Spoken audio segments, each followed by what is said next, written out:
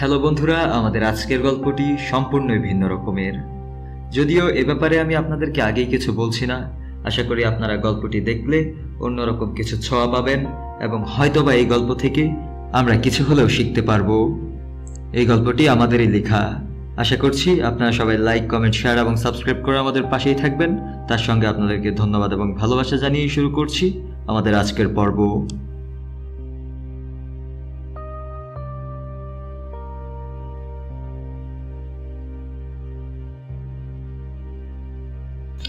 এই রতন, পুলিশের ঝামেলা কিন্তু দিন দিন বেড়েই চলেছে। এভাবে কিন্তু আমাদের সব কাজকর্ম বন্ধ হয়ে যাবে, না খেয়ে থাকতে হবে।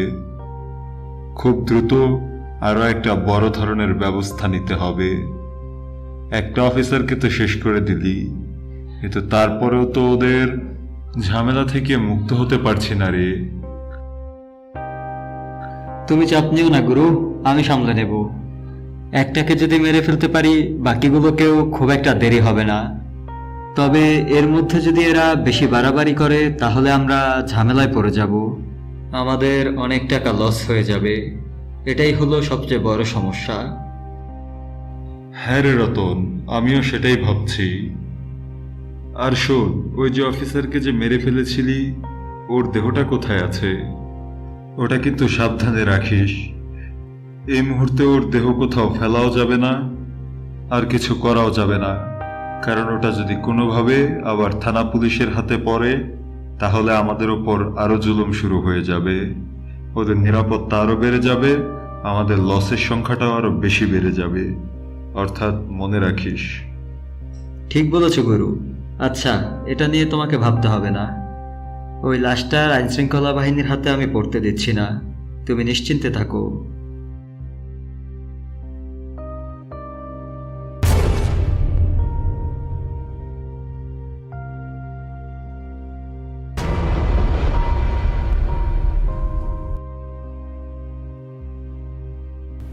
গত 2-1 বছর যাবৎ ধরে শহরে চোরাচালান, মাদক ব্যবসা, নৈরাজ্য সবকিছুই এত পরিমাণ বেড়ে গিয়েছে যে আইনশৃঙ্খলা বাহিনী এখন বাধ্য হয়ে ব্যবস্থা নিচ্ছে।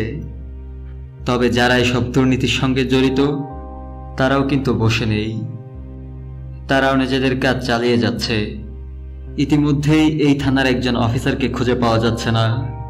আর এ ব্যাপার নিয়েই দুশ্চিন্তায় আছেন পুলিশ কমিশনার। যে অফিসার নিখোঁজ, না জানি সে অফিসার কি অবস্থায় আছেন। তিনি খুব সৎ একজন অফিসার। নিজের জীবনের বিনিময়ে হলেও অন্যায়ের আপোষ করবেন না তিনি। আর এটাই হলো বড় সমস্যা। হয়তোবা তার এই নিষ্ঠার কারণেই তার জীবন চলে যেতে পারে দুর্নীতিবাজদের হাতে। এসব ভাবতে ভাবতেই একজন ইন্সপেক্টর ঢুকলেন পুলিশ কমিশনারের রুমে। এসেই তিনি বললেন, ওহ সরি স্যার, আপনার অনুমতি নিতে ভুলে গিয়েছি, কারণ এই মুহূর্তে আমি খুব এক্সাইটেড। পুলিশ কমিশনার ইন্সপেক্টরের কথা শুনে বুঝতে পারল, অর্থাৎ খুব বড় একটা কিছু হয়ে গেছে। তাই তিনিও তাড়াতাড়ি জিজ্ঞেস করলেন, কি হয়েছে, বলো বলো তাড়াতাড়ি। স্যার, শহরের 2 জন বড় দুর্নীতিবাজের লাশ পাওয়া গেছে। জানি না কে এদেরকে মেরে ফেললো। তবে এটা কিন্তু অবশ্যই পুলিশ ডিপার্টমেন্টের জন্য আনন্দের সংবাদ স্যার। এবার হয়তো দুর্নীতি অনেকটাই কমে যাবে। না, তুমি ব্যাপারটা বুঝতেই পারছো না।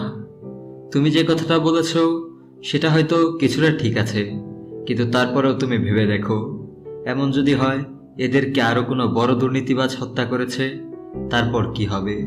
তুমি একবার ভেবে দেখো, যারা এদের মতো সন্ত্রাসীদেরকেও শেষ করে দিতে পারে, তাদের কি পরিমাণ ক্ষমতা আছে। তারা তো পুরো দেশটাকেই লুটে নেবে। জি স্যার, এটা তো আমি ভেবে দেখিনি। যাই হোক, এই মুহূর্তে খুব একটা ভাবলে চলবে না। এই মুহূর্তে মাথা ঠান্ডা রাখতে হবে, আর একটু মাথা গরম করা যাবে না। প্রথমে আমাদের ইন্সপেক্টরকে খুঁজে বের করতে হবে। উনি যদি দুর্নীতিবিদদের হাতে পড়েন, তাহলে ওনাকে আর বাঁচতে দেবে না, কারণ উনি একজন দেশপ্রেমী এবং সৎ অফিসার। জি স্যার, যত তাড়াতাড়ি সম্ভব আমরা এটার ব্যবস্থা নিতে চেষ্টা করছি, আর ওনাকে খোঁজার সব চেষ্টাই আমরা করছি। আশা করছি খুব দ্রুতই আমরা ওনাকে খুঁজে পাব।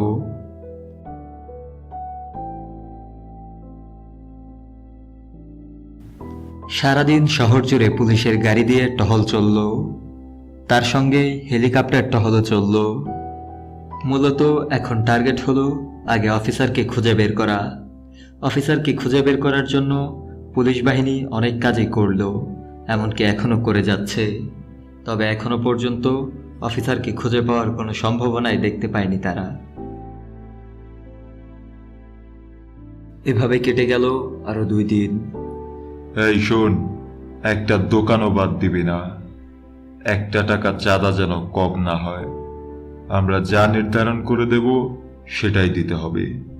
সে হোক যত বড় ব্যবসায়ী, হয়তো প্রাণ দেবে, নয়তো ব্যবসা হারাবে, আর নয়তো ভালো মতো আমাদের চাঁদা দিয়ে দেবে। এখানে কোনো আপোষ করা যাবে না। ঠিক বলেছেন ওস্তাদ, আপনি যেরকম বলবেন সেরকমই হবে। একজন ব্যবসায়ীকেও আমরা ছাড় দেব না চাঁদাবাজি থেকে। হ্যাঁ, এই কথাটা মাথায় রাখিস যেন।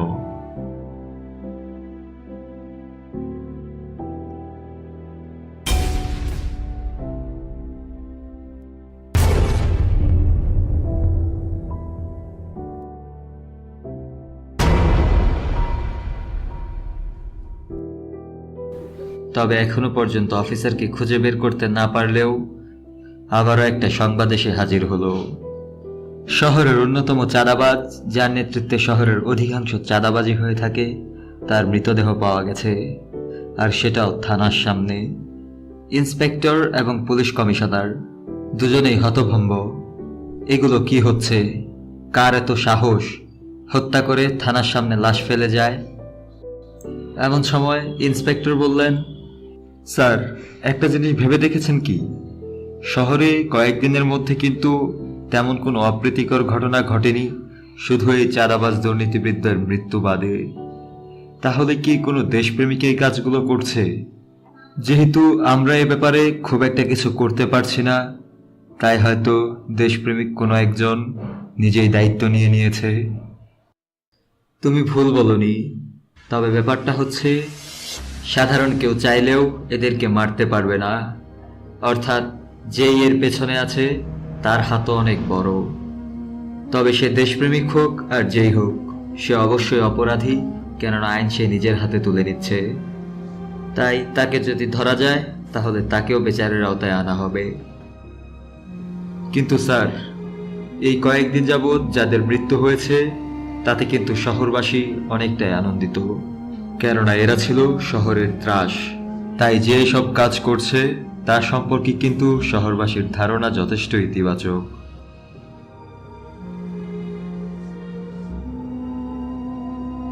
একটা জরুরি খবরের ভিত্তিতে পুলিশ কমিশনার এবং ইন্সপেক্টর ছুটে যাচ্ছে ঘটনার স্থলে। যদিও পুলিশ কমিশনার সেখানে না গেলেই পারতেন, কিন্তু মূলত ব্যাপারটা কিভাবে হচ্ছে, কেন হচ্ছে, এই সম্পর্কে খানিকটা ধারণা পাওয়ার জন্যই পুলিশ কমিশনারও ইন্সপেক্টরের সঙ্গে যাচ্ছেন। তারা সেখানে পৌঁছালো এবং দেখতে পেল সেই লোকটার লাশ পড়ে আছে, যে শহরের অনেক মানুষের ভূমি কেড়ে নিয়েছে, অনেক মানুষকে গৃহহারা করেছে, আর মাদক ব্যবসাতেও তার ভূমিকা ছিল অন্যরকম। কিন্তু কে তাকে মেরে ফেলল? এটাই হলো এই মুহূর্তের প্রশ্ন। দুশ্চিন্তায় অস্থির হয়ে পড়েছেন পুলিশ কমিশনার এবং ইন্সপেক্টর। এই মুহূর্তে তাদের সাথে দাঁড়িয়ে আছেন সিআইডি অফিসারও। তারা অবাক বিস্ময়ে তাকিয়ে আছে, বুঝতে পারছে না কি হচ্ছে আর ভবিষ্যতেও কি হতে যাচ্ছে। কিন্তু হঠাৎ করেই তারা প্রত্যেকে হতভম্ব হলো। তাদের বিপরীতে হঠাৎ দৃশ্যমান হয়ে গেল কয়েকদিন যাবৎ গুম হয়ে থাকা সেই পুলিশ অফিসার শান্তনুধর।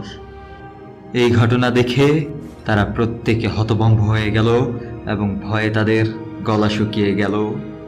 এমন সময় শান্তনুধর বলে উঠল, আপনারা ভয় পাবেন না স্যার। হ্যাঁ, এখন আমি যে কোনো সময় অদৃশ্য হতে পারি এবং দৃশ্যমান হতে পারি। কারণ যেদিন থেকে আপনারা আমাকে খুঁজে পাচ্ছেন না, সেদিনের একটু ঘটনা আমি আপনাদেরকে খুলে বলি। যখন কিছু দুর্নীতিবাজ আমার মুখোমুখি হয়ে যায়, তখন আমি আর তাদেরকে ছেড়ে দিতে পারিনি। আমি যখনই তাদেরকে ধরার জন্য এগিয়ে যাচ্ছিলাম, ঠিক তখনই পেছন থেকে আরেকজন এসে আমার মাথায় সজোরে আঘাত করে এবং আমি সাথে সাথে মাটিতে পড়ে যাই। তারপর তারা আবারও আমার মাথায় আঘাত করে, যার ফলে আমার মৃত্যু হয়। কিন্তু আমার মৃত্যুর প্রতিশোধ আমি জানতাম যেটা হয়তো আইন নিতে পারবে না, তাই আমি নিজেই নিয়েছি।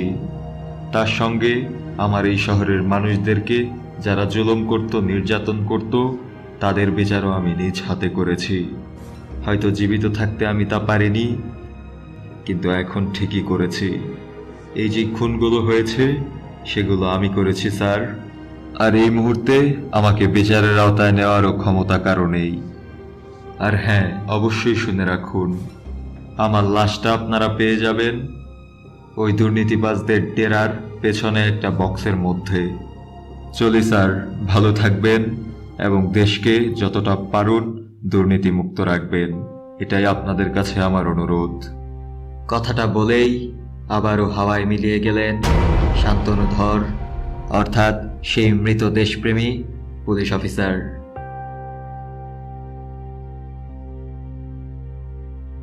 যত দ্রুত সম্ভব সে অফিসারের দেহটা উদ্ধার করা হলো এবং একে একে সবাই তাকে বিদায় জানালো আর সম্মান প্রদর্শন করলো তার সততা এবং তার দেশপ্রেমের জন্য।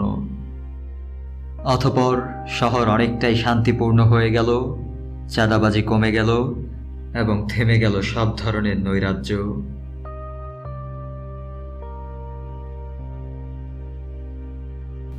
হ্যালো বন্ধুরা, গল্পটি আপনাদের কেমন লাগলো অবশ্যই আমাদের কমেন্ট বক্সে জানাতে ভুলবেন না। তার সঙ্গে সত্যিই কি আপনি আজকের গল্প থেকে কিছু শিখতে পেরেছেন সেটাও আমাদেরকে জানাবেন, তাহলে আমরা অনুপ্রাণিত হব এবং আপনাদেরকে আরও ভালো কিছু দিতে চেষ্টা করব। সব শেষ বলে নিতে চাই, ঘরে থাকুন, সুস্থ থাকুন এবং নিরাপদে থাকুন। আবারও আপনাদেরকে ধন্যবাদ এবং ভালোবাসা জানিয়েই আমরা আজকে বিদায় নিচ্ছি।